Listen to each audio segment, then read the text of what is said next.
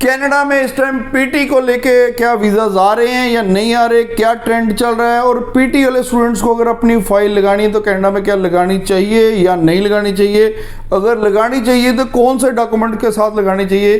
Canada में PT को लेके डिटेल इंफॉर्मेशन मैं आपको इस वीडियो में देने जा रहा हूँ। Bells Overseas, the sound of your future. Hello everyone, मैं कपिल भाटिया बेल्स ओवरसीज से। बेल्स ओवरसीज से आप study visa assessment free of cost 6292 euro से अपना प्रोफाइल शेयर करने के बाद ले सकते हैं। आज हम बात करेंगे पीटी को लेके। देखो, कनाडा में सबको पता है कि पीटी में अगर आप फाइल लगाते हैं तो नॉन एसडीएस कैटेगरी में लगती है। कनाडा का जो ट्रेंड रहता है वो मिक्स रहता है हमेशा, और ये ऑफ एंड ऑन होता रहता है। कनाडा में कई बार ऐसा होता है कि पीटी पे वीज़ा आने शुरू हुए थे, वीज़ा सक्सेस काफ़ी हाई होती, कई बार ऐसा होता है कि रिफ्यूज़ल रेट काफ़ी हाई हो जाता है।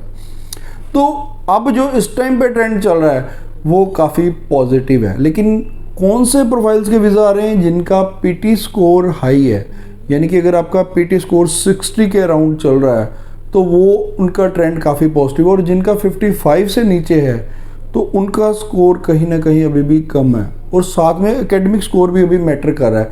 आपका अगर एकेडमिक स्कोर अच्छा है और अगर आपने पीटी किया तो भी वीज़ाज आ रहे हैं, लेकिन अगर आपका एकेडमिक भी लो है, ऊपर से आप पीटी पे फाइल लगा रहे हैं, तो कहीं ना कहीं आप अपने प्रोफाइल पे रिस्क ले रहे हैं। तो जिनका लो एकेडमिक है, लो एकेडमिक किनका, जिनकी 60% से नीचे परसेंटेज है ओवरऑल, या उनके कोर सब्जेक्ट में भी 60 से नीचे, वो लो एकेडमिक में आते हैं। अगर आपका ओवरऑल परसेंटेज भी अच्छी है और 60 से अबव है कोर सब्जेक्ट्स में, तो आपका जो एकेडमिकली प्रोफाइल अच्छा गिना जाएगा। और उसके बाद जो मैं आज इंपॉर्टेंट बात बताने जा रहा हूँ वो ये कि कनाडा में अगर आपने पीटी पे फाइल लगानी है तो आपको 2-3 चीज़ें साथ में फ़ाइल में ऐड करनी पड़ेगी। हमारे भी जो पीटी के ऊपर वीज़ा सक्सेस हुई है वो उसी कारण हुई है। एक, हम फाइनेंशियल्स पूरे लगा रहे हैं। फाइनेंशियल्स का मतलब पेरेंट्स की आईटीआर होनी चाहिए तकरीबन 10 लाख रुपए की।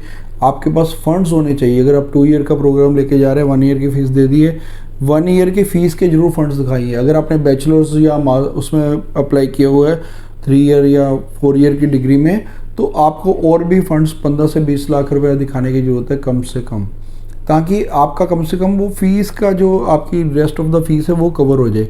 उसके बाद अगर सीए रिपोर्ट भी लगाएंगे, सीए रिपोर्ट हालांकि मैं स्टडी वीज़ा में रिकमेंड नहीं करता, पर इस केस में पीटी में आप लगवा लीजिए।